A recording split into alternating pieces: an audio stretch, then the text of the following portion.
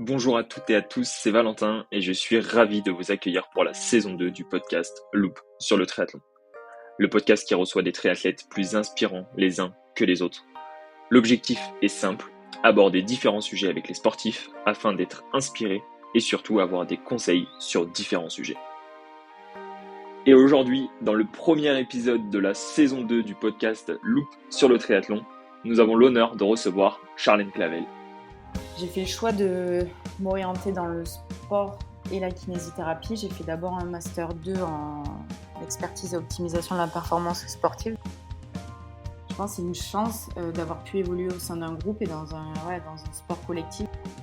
J'ai besoin de m'entourer de plusieurs personnes, d'un kiné, d'un préparateur physique, d'un entraîneur spécifique de la discipline. Charlène a décidé de mettre le sport et la science associée au cœur de sa vie. Après avoir fait différents sports, elle rencontre un professeur de sport au collège avec qui elle commence le handball. Et par la suite, elle intègre le pôle espoir de Nîmes dès ses 14 ans. En plus du sport, Charlène a toujours laissé une place très importante pour ses études. Elle a d'abord validé un master en expertise et optimisation de la performance sportive en STAPS, et ensuite, elle s'est lancée dans des études de kinésithérapie. Après un arrêt du handball à haut niveau en juin 2018, elle décide de se lancer sur le triathlon longue distance avec pour objectif le 70.3 de Nice qui se déroule 3 mois après. Après une victoire en groupe d'âge sur cette course, elle se qualifie donc pour les championnats du monde qu'elle gagnera un an après. Dans cet épisode, nous allons suivre l'incroyable évolution de Charlène et surtout, je suis persuadé que de belles années l'attendent devant elle.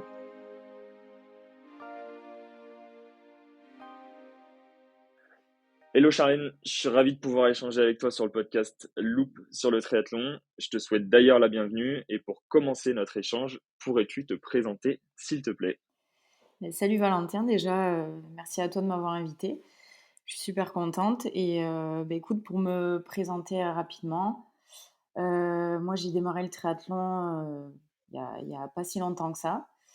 Avant, je faisais du handball. Je m'appelle Charlène, j'ai 31 ans et voilà, je suis triathlète maintenant professionnelle. Ok, merci à toi. Et pour continuer du coup sur la même lancée, j'ai une question un peu habituelle, c'est peux-tu nous expliquer une journée type de ton quotidien? Alors c'est compliqué, de t'en donner qu'une seule. Moi, c'est vrai que j'ai fait, 4 années d'études là que je viens de terminer, à l'IFM4 Vichy, donc pour devenir kiné. Donc Ouais, je n'avais pas d'aménagement horaire, vis-à-vis du sport de haut niveau. C'est une école qui ne proposait pas ça, donc c'est vrai que je peux te décrire une journée type, que j'ai vécue, lors de ces 4 années. En gros, clairement, moi j'essayais de caler un entraînement, de bon matin, donc en général entre 7 et 8 heures. ok. J'avais pris une licence justement au club de natation qui me permettait de nager avec eux. Donc voilà, déjà, je démarrais la journée par, une bonne heure de natation et puis ensuite, je démarrais les cours, ça pouvait dépendre encore une fois, ça dépendait du planning, mais ça pouvait être, soit à 8 heures, soit à 9 heures, jusqu'à midi.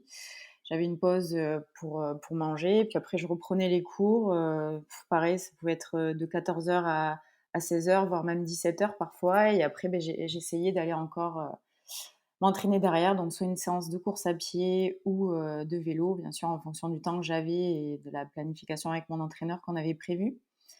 Mais, voilà, c'était un petit peu mes journées, au quotidien. Ok, et aujourd'hui, si j'ai bien compris, tu as été diplômé il n'y a pas si longtemps que ça. C'est quoi une journée type aujourd'hui que tu as un peu plus de temps et que tu es devenu professionnel en triathlon? Là, clairement, c'est assez nouveau d'avoir un petit peu moins de contraintes, donc c'est sûr que c'est assez plaisant, je dirais que j'ai même plus de temps de récupération. Donc ça fait du bien à la tête et au corps même et non, une journée type, je dirais que là, on essaie d'augmenter un petit peu plus le volume horaire d'entraînement forcément. J'étais sur 15 heures, là on essaie de tirer Ok, plutôt, sur 20 heures et peut-être voire même un petit peu plus parce que c'est comme si je pouvais considérer que j'étais en stage. C'est assez enfin, c'est chose que j'ai pas pu, faire, énormément au cours de mes années de formation de kiné. Donc là, clairement, je nage le ok. matin. J'essaie de me faire, entre 1 heure et quart, 1 heure et demie de natation. Après, une séance, vélo plutôt entre 11 heures et dirais 14 heures, quelque chose comme ça, toujours pareil en fonction du programme d'entraînement et puis le soir, une course à pied, donc lorsqu'il y a 3 sports dans une journée. Voilà, après autrement, je OK. privilégie le quotidien, en général. OK et du coup, quand tu t'entraînais que 15 heures, ce qui est quand même assez peu, mais ce qui est déjà bien sur du longue distance, tu mettais de l'intensité à chaque séance ou, il y avait vraiment des séances aussi, récup et un peu plus, aéro? Alors là, on a essayé, justement, vu que c'était un petit peu compliqué, pour faire au mieux, on partait sur un petit peu plus de travail de qualité. Bien sûr, il y avait des séances à haute intensité et des séances qui étaient plus, à dominante, récupération. Après moi, c'est vrai qu'on partait plutôt avec, en fait, l'idée de faire des gros week-ends, en fait, des gros volumes d'entraînement sur le week-end, peut-être parfois même 5 heures de vélo, le samedi comme le dimanche et essayer, voilà, de rattraper un petit peu plus les OK. séances d'intensité sur la semaine. Donc ça me faisait des séances un petit peu plus courtes. Pour moi, ça rentrait mieux dans mon planning de cours et j'arrive mieux à l'encaisser. Alors après, est-ce que c'était, la meilleure des manières, de procéder? Je sais pas, mais en tout cas, ça me permettait d'allier les 2 jusqu'à présent. OK, trop bien et du coup, c'était une situation que tu avais déjà vécue avant? Parce que, du coup, si j'ai bien compris, tu viens du handball, mais tu avais aussi fait des études supérieures et c'est ensuite que tu t'es lancé vers les études de kiné, c'est ça? Oui, c'est vrai, enfin, en tout cas, j'ai toujours eu, la volonté de poursuivre mes études, on va dire, de consolider mes bases pour pouvoir avoir un métier qui me plaisait et puis aussi, j'ai fait le choix de m'orienter dans le sport et la kinésithérapie. J'ai fait d'abord un master 2 en expertise et optimisation de la performance sportive, donc LUFR STAPS, pour avoir un petit peu la compétence d'un préparateur physique, entraîneur. Et maintenant la compétence de kiné parce que pour moi c'est assez, c'est déjà il y a énormément de liens et ça me permettait déjà moi de mieux appréhender mon corps, ma pratique, m'en servir au quotidien dans ma discipline sportive pour mieux évoluer encore. Puis voilà, enfin, c'est quelque chose qui me passionne et après, oui, c'est un domaine dans lequel j'aimerais, travailler plus tard donc voilà, j'ai toujours, même quand j'ai fait, du handball à haut niveau en première division, encore une fois, bon, l'avantage d'être dans des UFR stables, c'est que quand même on nous laissait un petit peu plus de temps, heu, dédié à notre pratique sportive. C'est vrai qu'ils sont un petit peu plus, compréhensifs là-dedans. Après, voilà, moi aussi ça me permettait d'avoir un équilibre, déjà dans ma tête, voilà, de savoir demain, j'ai mon métier, ça me permet d'être un plus sereine. Je Pour moi, le sport, c'est bien sûr, une recherche de performance. J'ai envie de progresser. Là, c'est pour ça que j'aimerais d'ailleurs m'y impliquer, un petit peu plus davantage. Mais voilà, je sais que si, du jour au lendemain, je vis une grosse blessure ou que tout s'arrête, j'ai pas tout perdu. Au contraire, j'ai encore, un bel objectif devant moi qui sera, de travailler en tant que kinésithérapeute et entraîneur, sportif. Donc voilà, c'est vrai que c'est un travail qui a été parfois un petit peu plus difficile d'allier les 2, mais aujourd'hui, je regrette rien et je suis bien dans ma tête et voilà, au moins je sais ce qui m'attend après le sport. Mais en tout cas, bravo, parce que c'est vrai que c'est jamais simple de relier les 2 et surtout à ce niveau-là, parce que des études de kiné, c'est quand même assez compliqué, tu as beaucoup appris et je pense qu'il y a quand même un volume horaire qui est conséquent aussi donc avec le triathlon, c'est quand même assez cool de pouvoir, allier les 2 donc bravo à toi franchement et Merci. j'avais une petite question du coup pour qu'on comprenne bien. Tu as commencé le sport à quel âge? Pour revenir un petit peu en arrière et tu as commencé par quel sport du coup? Alors moi, je suis originaire de Mans dans Lozère et l'avantage, c'est que ça reste une petite ville où on a un petit peu accès, à tous les sports et puis mes parents m'ont fait un petit peu, voilà, goûter à tout, que ce soit du judo, la motocross, un peu d'athlétisme, le cross, enfin voilà, j'ai du ski l'hiver, j'ai vraiment touché à tout, de la natation même, à 7 ans OK, jusqu'à 14 ans. Et puis, j'ai rencontré un professeur de sport au collège qui souhaitait monter un petit peu un effectif de handball. Et là, pareil, on a commencé à faire des matchs, en club, au sein de ce collège et en fait, j'ai été sélectionnée en ligue et donc je suis allée, passer une première sélection donc, au pôle espoir de Nîmes, que j'ai intégré donc à l'âge OK. de 14 ans. Donc j'ai fait mon lycée ensuite et le centre de formation, pour accéder à la première division donc, quand j'ai eu mon bac autour de 18 ans et là, OK. j'ai signé mon premier contrat professionnel donc au Handball Cercle Nîmes. Et du coup, dès 14 ans, tu quittes ta maison et tu pars en centre de formation? Oui, voilà, ouais, c'était, assez difficile d'ailleurs. C'est une période, assez dure, Ouais, maintenant là quand j'y repense, après, c'est toujours pareil, on évolue au sein d'un groupe, d'un collectif. Après on était, relativement bien encadrés. Après, OK. j'ai fait ce choix-là aussi voilà, pour me permettre de vivre, ces rêves-là et aujourd'hui, c'est ce qui m'a construit et m'a permis d'évoluer et d'avoir envie de poursuivre et d'être arrivée là où j'en suis aujourd'hui et non, en tout cas, c'est hyper formateur, ouais. Quand on part à l'âge de 14 ans, on apprend beaucoup de choses et J'imagine, ouais. voilà. OK, et du coup, c'est un peu, parce que tu es arrivé dans le milieu du handball, on en parlera juste après, tu étais, professionnel et tu as fait plus d'une saison en pro, mais c'est un peu une on va dire, une opportunité que tu as eue suite à un conseil d'un prof de sport, mais j'ai l'impression que ça aurait pu être un autre sport où tu aurais pu performer aussi. Alors après, c'est vrai que c'était, très compliqué pour moi parce que j'adorais le sport individuel.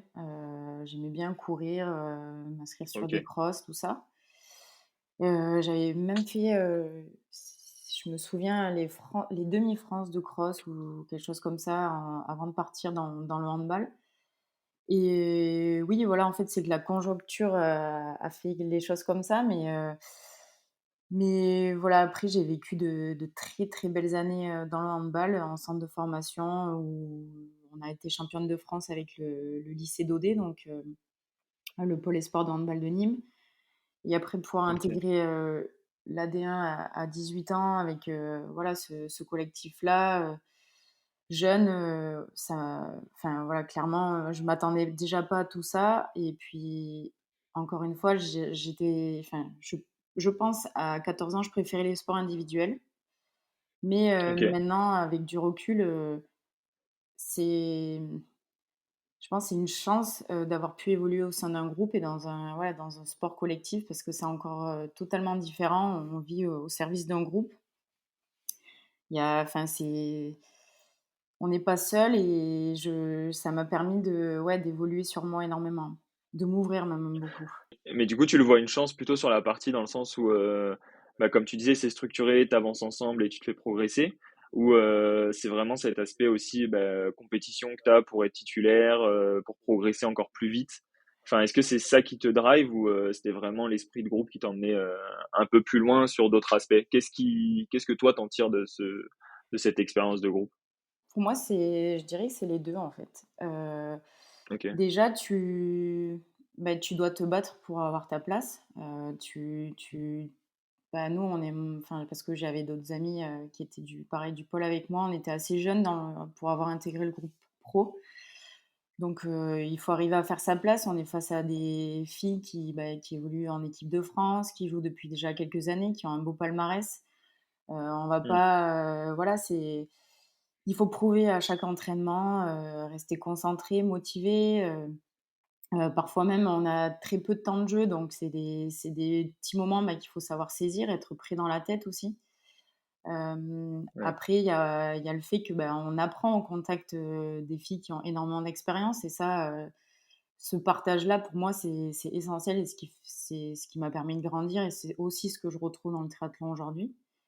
Après, OK. bien sûr c'est être, beaucoup organisé, rigoureux dans l'entraînement. Ça demande, d'être présent. C'est des matchs qui se répètent pratiquement tous les week-ends, donc on est longtemps en déplacement. Voilà, c'est un mode de vie qu'il faut aussi, découvrir. D'abord, à l'âge de 14 ans, on n'est pas forcément préparé et puis après, au fur et à mesure, on évolue un petit peu au sein d'un collectif, mais presque aussi d'une famille parce qu'on partage, énormément de temps ensemble.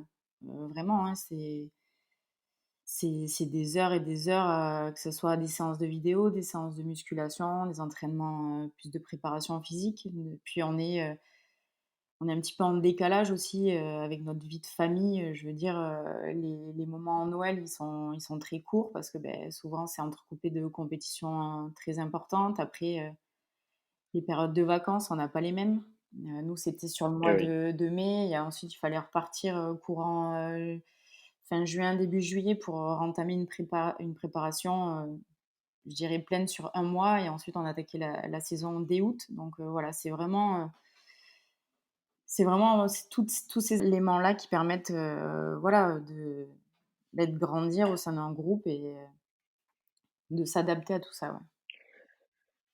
Ah ouais, je pense que tu évolues super vite, en travaillant sous cet angle-là, mais c'est vrai que rien que là, quand tu en parles, genre, on devine vraiment tous les sacrifices aussi qui peuvent se cacher derrière, comme tu disais, bah, Noël, les vacances, enfin, c'est des trucs un peu compliqués, un mode de vie qui est différent et qui est peut-être un peu, au début, difficile à appréhender quand on est jeune et qu'on a d'autres envies ou on voit d'autres personnes faire, d'autres moments, quoi. Donc franchement, ouais, ça doit pas être très simple. Mais en tout cas, c'est des belles années à vivre et du coup, moi, j'avais plus une question sur le handball féminin. Est-ce que, c'est un sport qui est structuré? C'est-à-dire que financièrement, tu arrives à en vivre? Est-ce que, les infrastructures, elles sont présentes en France? Comment ça se passe sur cet aspect-là? Oui, oui, c'est totalement en fait, alors encore une fois, ça évolue avec les années, mais aujourd'hui, c'est un sport qui se professionnalise. Mmh, On le voit, déjà en France, le niveau est relativement, élevé. Les fédérations font quand même un gros travail. Tous les clubs, on peut voir que le circuit, enfin la 1re division en France est quand même très relevé. Il y a beaucoup d'étrangères qui apprécient déjà venir, jouer en France. Après, les contrats, beh, ouais. c'est souvent des CDD, qui se renouvellent parfois à durée de 2 années, voire 3 années. Donc on est payé, voilà, on est salarié en fait du club. Donc oui, on peut en vivre. Alors bien sûr, ça varie en fonction de l'expérience de chacune, du niveau de chacune, du poste aussi, sur le terrain. Oui. Mais oui, aujourd'hui, une bonne handballeuse, même une handballeuse de niveau «moyen» entre guillemets, qui joue en première division, en vit. Oui, oui, bien sûr, oui. Ouais, donc c'est un sport qui est quand même très bien structuré pour vivre de sa passion à ce moment-là. Mais après, c'est aussi un sport qui est médiatisé et c'est ça qui donne, aussi ces possibilités-là, quoi. Oui, ouais, complètement, ouais. Puis bon, quand on voit Donc les derniers résultats, que ce soit chez l'équipe de France, féminin ou même, masculin, aujourd'hui, c'est presque enfin, une des meilleures équipes au monde, et de loin et depuis, quelques années donc ah oui. non, non, c'est sûr que c'est motivant et que derrière, beh, les clubs se structurent, emploient peut-être même plus d'entraîneurs, de préparateurs physiques. Ils essaient d'évoluer dans le bon sens et ça se ressent, ouais. OK, parce que justement en termes de préparateur physique, comment ça se structure enfin toi en tout cas là où tu étais? Est-ce que tu avais un préparateur physique, un préparateur, vraiment un entraîneur? Est-ce que tu avais aussi un préparateur mental? Comment ça s'est structuré ça au fur et à mesure des années? Alors dans le handball, j'avais, donc un entraîneur principal, qui gérait, bah, OK, l'entraînement, plus spécifique et lié au handball avec, le coaching sur le terrain. Après il y avait bien sûr, il était secondé par un second entraîneur qui lui est peut-être plus en retrait sur les matchs, mais aussi, bah, l'aide à concevoir toutes les séances, l'analyse vidéo, la technique. Voilà, il y avait déjà 2 entraîneurs donc sur le bord du terrain et ensuite un préparateur physique qu'on voyait, globalement 2 fois par semaine, un petit peu plus, donc sur les temps de préparation voilà, quand il y avait moins de matchs où on était un peu plus, dédiés à la préparation physique, l'été et que ce soit donc, à OK. la mi-saison, il nous suivait et puis après, beh, il y avait aussi tout l'aspect, récupération, soins avec un kiné qu'on pouvait voir, quand on le souhaitait et qui essayait de venir quand même, 2 soirs semaine et parfois même sur les déplacements, OK. à l'extérieur et à domicile donc non, c'était quand même, tout un groupe et avec, beh, tous les acteurs autour qui nous permettaient d'être, voilà, au top du top, quoi. Il y avait vraiment, fallait être assez exigeant, sur tous ces aspects-là. OK et du coup, pour comprendre un peu ton arrivée, parce qu'on va pas tarder à arriver sur le triathlon, j'ai 2 questions. La première, c'est tu jouais à quel poste? Et la seconde, justement, c'était, comment tu structurais, ces semaines d'entraînement? Est-ce que le volume, il était très important? Est-ce que tu arrivais en fatigue très régulièrement? Ou alors c'était, bien réglé et vu que tu enchaînais les matchs, au final, il y avait beaucoup de parties vidéo et il y avait une grosse partie de la saison qui était dure. Comment ça se passait sur cette partie-là? Alors déjà, pour répondre à ta première question, moi, j'ai Donc je jouais, le poste d'ailière gauche. Donc c'est celui OK. qui est vraiment, sur le corner là-bas, auquel on te demande de partir, rapidement en montée de balle pour essayer de marquer ou autrement, d'attendre en décalage pour, tirer à l'aile. Après moi, ce que j'aimais, beaucoup, dans le handball, c'était la défense. Je défendais en tant qu'arrière, en numéro 2, c'était un petit peu ma force et OK. c'est là où globalement je prenais le plus de plaisir. J'aimais me bagarrer un petit peu. Ah, c'est un sport de contact, ça. Voilà, c'est ça et c'était clairement mon point fort et après, ta seconde question, tu me demandais, oui, Au le niveau nombre de de alors du volume horaire d'entraînement et si j'arrivais en forme sur les matchs. Alors c'était, en gros, le handball, on faisait une grosse période de préparation, donc l'été, courant, le mois de juillet où là, c'était beaucoup de course à pied, même en dehors du terrain. Donc parfois sur la piste pour travailler un petit peu, le cardio, hein, tout simplement. On reprenait la muscu, de l'endurance de force et puis petit à petit, on intégrait des séances plus spécifiques avec des matchs amicaux. Donc OK. là, quand même, c'était quand même un gros mois et demi, avec beaucoup d'heures d'entraînement, on s'entraînait, clairement, 2 fois par jour et c'est des entraînements qui pouvaient durer entre, ouais, 2 bonnes heures, en général. Et après OK. au cours de la saison, donc au fur et à mesure, c'est sûr que ça n'a rien à voir avec le triathlon. On jouait tous les week-ends, parfois même, 2 fois par semaine. Lorsque tu avais des matchs de coupe d'Europe, c'était, assez intense avec des longs déplacements à l'étranger même. Donc, là, c'est sûr qu'on privilégie plutôt des séances courtes. On garde la des séances de musculation aussi, mais on intègre un petit peu plus de séances techniques avec effectivement des séances, d'analyse vidéo où on analysait donc les équipes qu'on devait rencontrer. Donc là, je dirais qu'en gros des semaines type, en tout cas que moi j'ai vécu, c'était, peut-être, 2 séances, 2 séances par jour, peut-être sauf le mercredi par exemple et après il y avait 2 muscu par, semaine et oui après on jouait au handball, tous les jours quoi. C'est clair que OK. Ouais, donc ça fait quand même des belles semaines et un beau volume, surtout à mon avis quand tu dois enchaîner 2 matchs, ça doit être assez complexe, quoi. voilà O après, encore une fois c'est des séances sous forme de rappel quand les matchs sont assez rapprochés pour essayer de garder, voilà le plus de fraîcheur possible, à l'approche des gros matchs notamment et oui, après ça représentait quand même de bonnes semaines. OK, donc en gros, là, tu fais une carrière, donc dans le handball pro pendant combien d'années? Et ensuite, tu arrives quand sur le triathlon? J'ai fait je dirais approximativement entre 10-12 ans de de 1 division.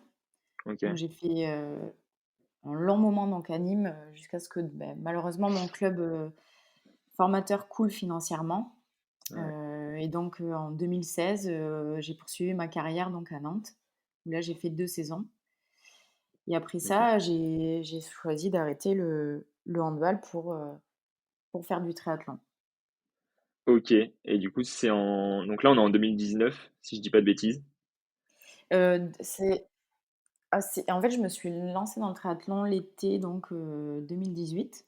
OK et là, tu te lances dans le triathlon avec un objectif, pourquoi la longue distance? Qu'est-ce qui te drive vers ce sport déjà? Et qu'est-ce qui te drive vers ton objectif? Alors après, il faut savoir que oui, je faisais du handball, mais j'ai toujours, pris plaisir à suivre le triathlon et un petit peu tous les sports individuels, l'athlé, ou autre. Et j'avais aussi mon frère, qui faisait déjà du longue distance depuis quelques années et j'avais eu l'occasion de l'encourager sur quelques courses, donc c'est clair que ça m'a motivée et je me suis dit: «Bah, écoute, pourquoi pas le tenter?» Alors d'abord, c'était plus, en amateur et pour le plaisir, sans réel objectif. Après j'avais, sélectionné en fait le 73 de Nice, qui avait lieu, je Ouais, crois, en septembre, en septembre 2018 et moi j'avais arrêté le handball en juin et en fait je l'avais vu comme, où j'avais, 2-3 mois de préparation, pour aller à Nice et voilà, essayer de faire au mieux et puis en fait là-bas, je sur la course, ça s'est super bien passé. Heu, j'ai eu de super sensations et le résultat fait que je me qualifie, en fait, aux championnats du monde, qui ont lieu donc en septembre, 2019 en amateur Yes. et je crois que j'avais fait 6e scratch féminin et en fait, c'est un petit peu parti comme ça. Et du coup, en 3 mois, tu prépares le 70.3 de Nice. Bon, j'imagine que tu as la caisse avec le handball, mais il y a quand même 3 sports à enchaîner et surtout, il y a le matériel. Est-ce que tu étais déjà équipé là-dessus? Comment tu envisages le sport? Est-ce que tu avais déjà appréhendé cette partie-là avec ton frère et peut-être ton entourage ou tu as dû partir de zéro et tout acheter, tout essayer, etc.? Alors voilà, la chance que j'avais, c'est que mon frère, baignait là-dedans depuis quelques années, donc je suivais ce sport. Je voyais bien qu'il fallait quand même être, équipé, tout ce que ça impliquait derrière. Donc j'avais, commandé un vélo chrono que j'avais pu utiliser un petit peu, voilà, mais que j'ai surtout utilisé à partir du moment, où j'ai pu, rentrer, m'entraîner et penser entre guillemets un petit peu qu'à ça. Ouais, Donc voilà, j'avais déjà le vélo chrono, j'ai acheté, ensuite une, combinaison de natation, la trifonction. Voilà, je me ouais, suis équipée en tout cas au conseil de mon frère, même son entraîneur et de ce que moi en tout cas j'avais pu, comprendre en suivant un petit peu ce sport-là. Et après, j'ai enchaîné les séances, j'ai commencé à aller nager un petit peu en lac. Bon, courir, ça, c'était pas gênant. Et puis bon, après le vélo, encore une fois, j'ai voilà, je l'ai j'ai enfin, je me suis sentie bien dessus, je me suis bien adaptée à la position. Voilà, c'était pas quelque chose de difficile au départ, donc je pense qu'après, au fur et à mesure des séances, j'ai pris le plaisir et puis ça s'est assez bien enchaîné, pour la course, en fait. OK. Mais justement, avec ton expérience dans le handball, bah, tu le disais aussi un petit peu tout à l'heure avec, l'esprit d'équipe, tout le cadre, les kinés, les coachs et cetera. Est-ce que, avec toute cette expérience et ce recul que tu avais pris, tu as décidé de, te faire accompagner? Comment tu as décidé de gérer un peu ton début de carrière? Oui, complètement. Moi, j'ai toujours, ce besoin de toute façon de partager et d'avoir, voilà, les conseils de quelqu'un parce que pour moi, des fois, même si tu sais des choses, tu peux oublier beaucoup de choses et quelqu'un peut t'aider à évoluer ou avoir des mots qui vont te faire percuter et progresser et moi, j'avais fait la rencontre, en fait, d'un préparateur physique, par l'intermédiaire de mes études avec lequel, j'avais, vraiment accroché et du coup, je lui avais demandé de m'aider à préparer une planification en vue de Nice et donc en fait, ça s'est fait comme ça et ensuite on a, décidé de poursuivre ensemble ce travail-là, jusqu'au monde, en fait. Donc sur, 1 an, donc OK. pendant ma première année de kiné et au début, voilà, j'ai fonctionné avec cet entraîneur-là. OK et pour toi, c'est quelque chose d'indispensable aujourd'hui? Oui, moi, pour moi, alors soit on a vraiment, beaucoup de compétences, on se connaît relativement bien et je comprends qu'il y ait certains athlètes qui préfèrent s'auto-entraîner. Après moi, j'ai plus, cette autre vision où, j'ai besoin de m'entourer, de plusieurs personnes, d'un kiné, d'un préparateur physique, d'un entraîneur spécifique de la discipline. Parce qu'au départ, donc cet entraîneur-là avec lequel j'ai commencé à travailler n'était pas spécifique de cette discipline. Donc c'est pour ça qu'après aussi j'ai fait le choix de poursuivre avec un autre entraîneur voilà, qui OK. connaissait un petit peu plus, le triathlon et pour encore, voilà, passer un cap et oui, pour moi, c'est primordial et je peux pas vraiment faire sans. Et du coup, donc là, tu dis un peu donc préparateur physique, kiné et spécialiste, donc dans des entraîneurs dans la natation et cetera. Et est-ce que toi, tu vas chercher des compétences sur la partie mentale, nutrition ou aujourd'hui c'est des choses dont tu n'as pas besoin ou alors tu retrouves dans tes coachs, sous différents angles? Non, au contraire, je dirais que j'en aurais énormément besoin. Tout ce qui est aspect mental, Mmh. que ça soit, enfin, pour moi, en tout cas, dans n'importe quel sport, ça a une part, hyper importante que souvent on aurait tendance à négliger. C'est vrai qu'on se concentre beaucoup sur l'aspect, physio, physique, mais sur des épreuves, même moi dans le handball ou même là encore je le vis dans le triathlon, des épreuves qui sont longues où tu dois faire face, à beaucoup de paramètres, que ce soit tes concurrents, les conditions, climatiques, matérielles, tout ce qui est logistique de déplacement. Il y a énormément de choses qu'il faut arriver à gérer, pour pas être déstabilisé et tout ce qui est aspect mental, non, j'aimerais le travailler. Alors après, encore une fois, avec mes études, c'était assez compliqué, J'imagine.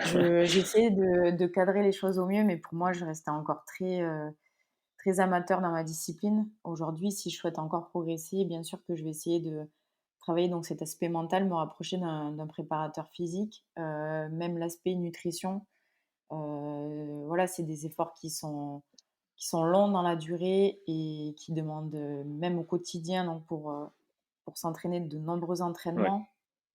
Tout ce qui est, voilà, nutrition, pré, post-entraînement, pendant les périodes de récupération, tout ça, bien sûr qu'il faut se faire, épauler. Même ap pour voilà, ça permet de mieux se connaître et pourquoi pas aussi passer des caps. Je pense que encore je néglige, beaucoup de choses, mais voilà, j'espère qu'à l'avenir, j'arriverai à mieux ah oui, gérer, bah, tu tous vas ces avoir plus de aspects-là. temps. Ouais, ouais, ouais. OK et par exemple, du coup en handball, j'imagine et enfin après tu le disais aussi tout à l'heure, l'aspect vidéo est très important comme beaucoup de sports collectifs.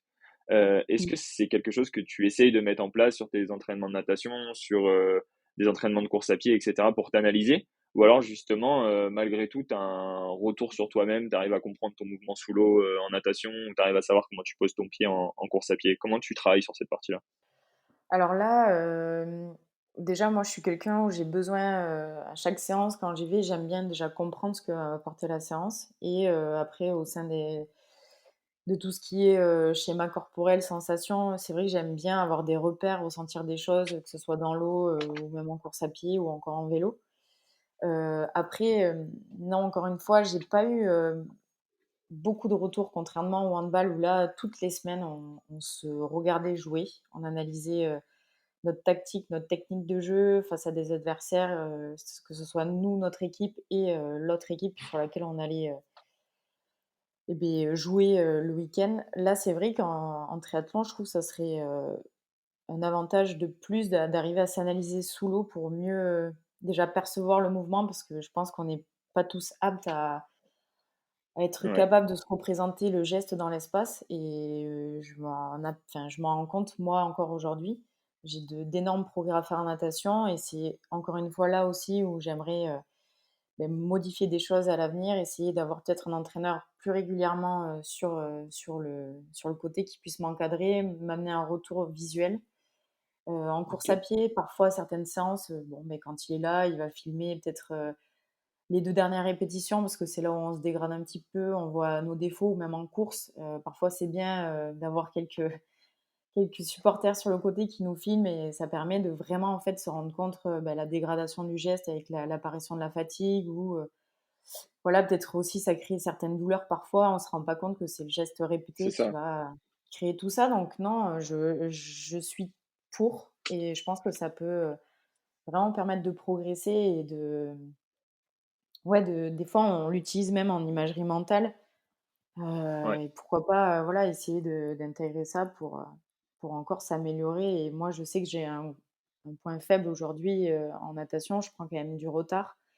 Je dois faire l'effort en vélo pour en revenir et parfois, en course à pied, j'arrive à batailler et voilà, à rester dans la course, mais c'est vrai que si ça me permettait de gagner encore quelques secondes en travaillant ma technique et en m'analysant plus régulièrement, ouais, je le prends, ouais.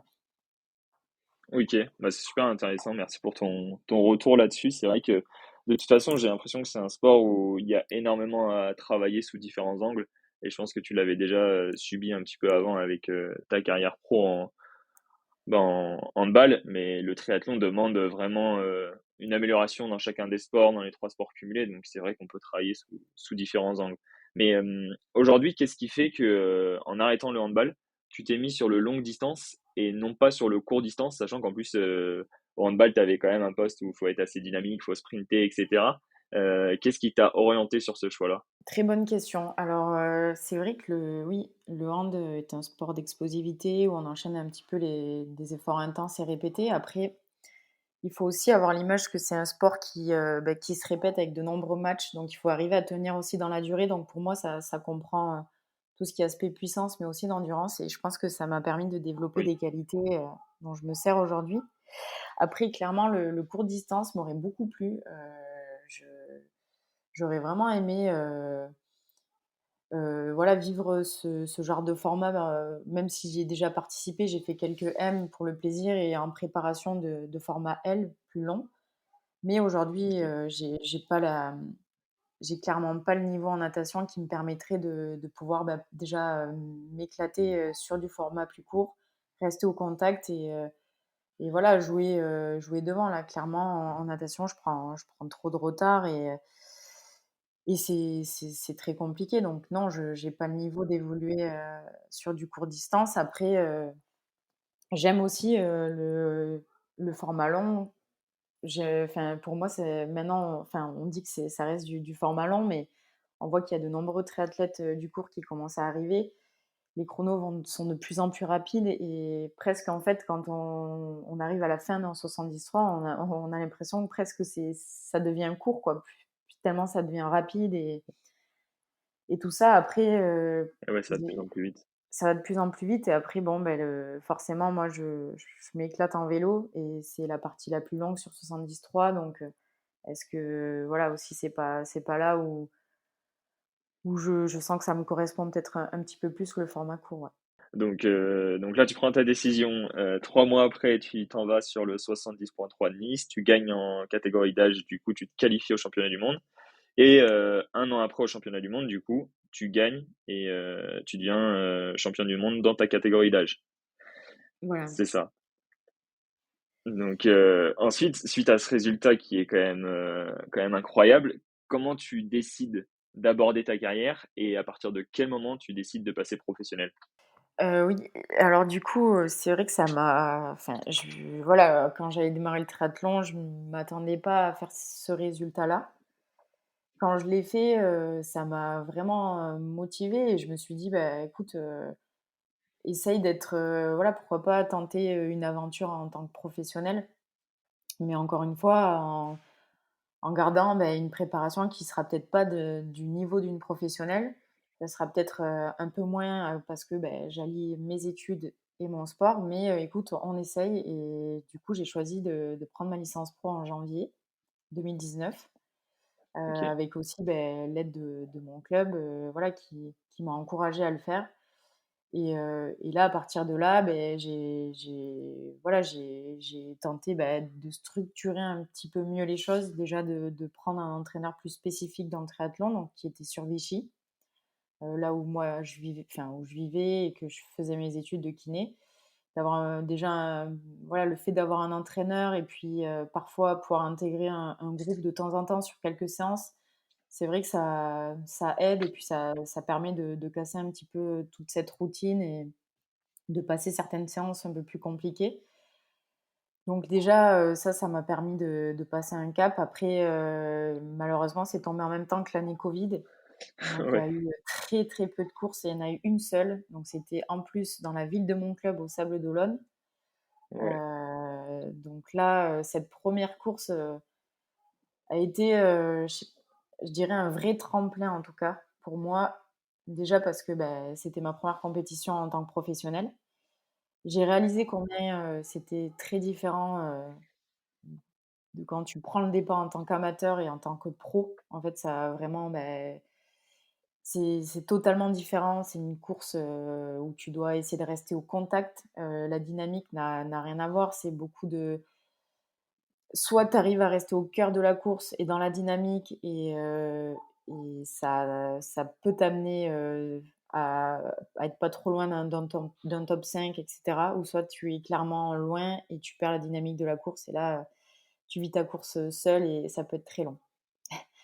Et et voilà et en fait, j'ai pris conscience de tout ça et à partir de cette course-là où j'ai fait moi 8e, sur ma OK. première course en pro, j'ai réussi un petit peu à tirer les axes de travail qu'il me fallait, voilà, améliorer si je voulais, faire mieux qu'une 8e place, sur la prochaine course et voilà, en fait, c'est clairement là où où j'ai déjà réalisé ce qu'elle demandé, d'évoluer en pro et qu'est-ce qu'il fallait mettre en place derrière, ouais. Et du coup, pour donner un peu, un regard là-dessus à nos auditeurs, donc tu fais 8e, sur cette première course et après, est-ce que tu peux nous donner quelques résultats sur les courses d'après, qui montrent, un peu cette évolution aussi? Après j'ai fait, les France, longue distance à Cagnes-sur-Mer, Ouais, où je me classe, 4e à j'étais très contente de ma course. Je pensais arriver 3e, mais non, au résultat, j'arrive 4e. J'avais pas vu, j'ai pas remarqué que je m'étais fait doubler, sur la course à pied.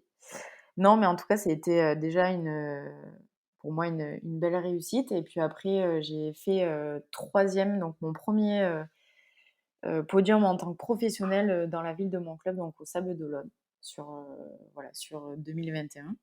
ouais, avec une grosse bataille en course à Oui, pied du coup sur exactement, cette ouais. C'est course-là. vrai que là, tout s'est joué, ça a été un semi qui a été, long où il fallait garder, la tête froide et bien rester bien concentré, ouais.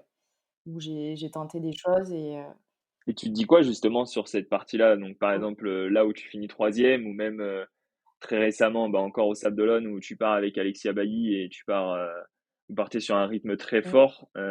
Comment tu raisonnes mentalement? Est-ce que tu essayes de tout donner et tu te dis des trucs en particulier? Ou, justement tu es focus sur ta course et tu penses à pas grand-chose? Alors ça dépend, c'est pareil, j'ai évolué, de course en course. J'ai compris aussi qu'il fallait rester concentré sur soi et peut-être éviter de faire trop en fonction de ses adversaires. Hem, donc Ouais, j'essaye, malheureusement, j'ai quelques déficits encore en natation qui me permettent, voilà, qui me permettent pas d'être devant en tête dès le début de la course. Donc je sais que mon point fort reste le vélo, donc j'essaie de me servir de ce point fort pour, essayer de retrouver le groupe, remonter, le plus rapidement possible et après je sais que ça va se jouer à pied, sur la fin. Donc là, je j'ai eu en fait 2 stratégies différentes. Je dirais que sur, la première course, donc en 2021, j'ai plutôt voulu rester au contact. Je sentais OK. qu'on était un petit peu toutes, fatiguées, il y avait du vent sur cette course-là et on était, enfin les organismes commençaient à être, assez, ouais, ça devenait, difficile. On l'entendait même d'ailleurs, moi je suis quelqu'un où j'aime bien, écouter mon adversaire, regarder même parfois et on perçoit quand même beaucoup de choses. Donc bref, je sentais qu'on était Ouais, fatigués et que ça allait, voilà, limite on s'entraidait en courant ensemble et après, je m'étais dit: «Écoute, sur les derniers ravitaillements, peut-être que, ben, on va en rater un ou 2 pour, essayer de gratter quelques mètres» et je l'ai tenté une fois et ça m'a permis de détacher Alexia, mais ça m'a pas permis de gagner, les quelques secondes sur Julie Mollo en 2021. Mais voilà, j'étais, très contente de ouais. monter, pour la première fois sur un podium et là, donc dernièrement, je réitère ce podium qui me qualifie au championnat du monde. Donc très contente aussi. Après par contre là, j'avais comme stratégie, de tenter plein de choses en fait sur la course. Avec mon entraîneur, on s'est dit qu'il fallait que j'ose, que je parte peut-être un petit peu plus vite, et voir en fait comment je pouvais aussi moi réagir. Est-ce que j'allais complètement exploser? Alors c'est vrai que ça a été dur, hein, au 10e kilomètre, j'avais les jambes très lourdes, je commençais à ressentir cette fatigue musculaire qui d'habitude, je la sentais pas beaucoup et là c'est vrai que ouais, ou un petit peu plus tard et là, voilà, j'ai pas pu tenir en fait sur la durée. Alexia m'a doublée et après j'ai essayé, dans ma tête de conserver cette 3e place, jusqu'au bout, ouais. Après, c'était une stratégie sur la course, voilà, il y avait pas de ça c'est vrai que de course en course, ça peut dépendre après en fonction des adversaires aussi et de l'objectif, ouais. Bah, franchement, en très peu de temps, dans le longue distance et entre amateurs et professionnels, enfin, je pense que les auditeurs, ils vont aussi le voir là avec ces différents résultats. Tu as eu une très belle évolution, alors qu'en plus, tu avais ce double rôle, avec les études de kiné plus le sport. Donc, qu'est-ce qu'on peut te souhaiter, pour la suite justement où, l'école de kiné est finie et maintenant tu veux te consacrer un peu plus au triathlon? Déjà de continuer à progresser. J'espère que, voilà, ça va un petit peu plus, c'est vrai que déjà le fait d'avoir moins de contraintes avec mon école, peut-être ça va plus me libérer. Je vais pouvoir un petit peu, déjà, enfin, je l'espère, mieux planifier ma saison, peut-être faire aussi plus de courses.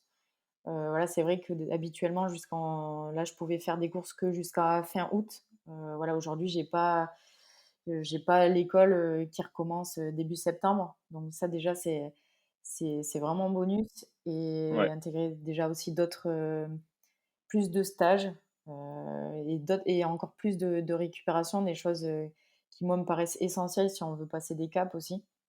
Il n'y a pas que l'entraînement qui compte, mais il y a aussi, savoir prendre le temps pour soi, se poser, récupérer, régénérer un petit peu, le corps et l'esprit. Et après, voilà, moi, je vais essayer bien sûr de m'impliquer plus dans ma discipline parce que j'aimerais encore, monter des échelons. Pourquoi pas essayer d'intégrer, un top 50, dans le classement mondial des meilleures triathlètes, féminines sur le longue distance. Après, je sais aussi ce que ça va demander, en termes d'efforts, en termes d'implication. Parce que voilà, il faut ouais. être réaliste. Quand on voit les chronos, qu'il y avait il y a 3 ans, ceux d'aujourd'hui et ceux qu'il y aura demain, c'est clair que voilà, ça va demander énormément de temps, il faut être patient et j'espère que, j'arriverai, petit à petit à grappiller, encore des secondes sur, et voire des minutes plutôt sur mes 73, mais pourquoi pas, voilà, encore, essayer de progresser sur le format 73 et à l'avenir peut-être, Ironman, ouais, ça me OK. plairait bien, mais encore une fois, voilà, je vais pas lâcher non plus, l'aspect, kiné. J'aimerais, garder, le contact avec ce métier-là. Pour moi, ça reste quand même hyper important, puis c'est aussi un bon équilibre, enfin, je sens que c'est un équilibre important, pour m'aider à être bien et dont j'ai besoin. Après voilà, essayer de bien OK. allier les 2 pour être, le plus efficace et impliqué possible. OK. Bah, franchement super cool, mais en tout cas au vu du podcast, de tout ce que tu as pu dire et de l'évolution que tu as pu avoir, je pense que tu as des belles années qui t'attendent, devant toi, donc je te souhaite le meilleur et j'aimerais bien finir du coup par 2 questions un peu, typiques de ce podcast. La première, c'est: quel est ton plus beau souvenir en triathlon? Mon plus beau souvenir, je dirais que ça a été mon titre de championne du monde amateur. Tout simplement parce que OK. oui, il y a peut-être la victoire, mais il y a aussi, tout l'entourage qui était là, présent. Le fait que ce soit à Nice, en France et puis aussi beaucoup de mes amis, du handball qui étaient, sur place et qui étaient venus me soutenir ce jour-là. Donc, ouais, non, c'était un moment qui était très fort, ouais. Ouais, j'imagine, ça doit être sympa à vivre et lors d'une séance d'entraînement difficile, tu te dis quoi mentalement? Alors je me dis, il y a beaucoup de choses qui passent dans la tête à ce moment-là, mais non, en fait, je vois l'objectif. Clairement, je me dis: «Écoute, si tu veux, demain performer sur telle course ou aller là à plus ou moins long terme, et beh, je sais que c'est une étape, obligatoire». Donc sur le moment, je vais rien lâcher, je vais tout donner et puis encore une fois, je me dis aussi que ça reste, un objectif, mais c'est aussi une passion dans laquelle je prends énormément de plaisir. Donc même si ça devient dur, pour moi, ça reste aussi une chance de pouvoir faire du sport tous les jours et s'éclater dans ce qu'on fait. Donc non, non, c'est dur, mais je vais au bout en me disant tout ça, ouais, sur le moment. OK, donc dans le mal, en fait, finalement, tu Voilà. vois le positif. C'est plutôt cool. OK. Bah, merci à toi, Charlène, c'était vraiment super inspirant. Merci pour ton temps et surtout ton partage sur, différents sujets. On aurait pu continuer à échanger pendant des heures, mais, on va essayer de timer ça. Donc merci pour tout et puis, je pense qu'il y a des belles années qui t'attendent un peu, devant toi. Merci à toi, Valentin, c'était super sympa de pouvoir échanger, ouais. Allez, bonne journée. Salut! Ciao. Merci beaucoup d'avoir écouté cet épisode jusqu'au bout. Je compte sur vous pour me donner votre avis. Personnellement, j'ai adoré le passage où Charlène nous explique sa vision de l'importance de se faire entourer. J'espère vraiment que cela vous aidera. Pensez à m'aider à faire connaître le podcast en mettant un avis sur les différentes plateformes d'écoute. Et surtout, si vous partagez l'épisode en story, taguez-moi et je vous partagerai. Alors merci beaucoup les triathlètes et à très vite. Ciao.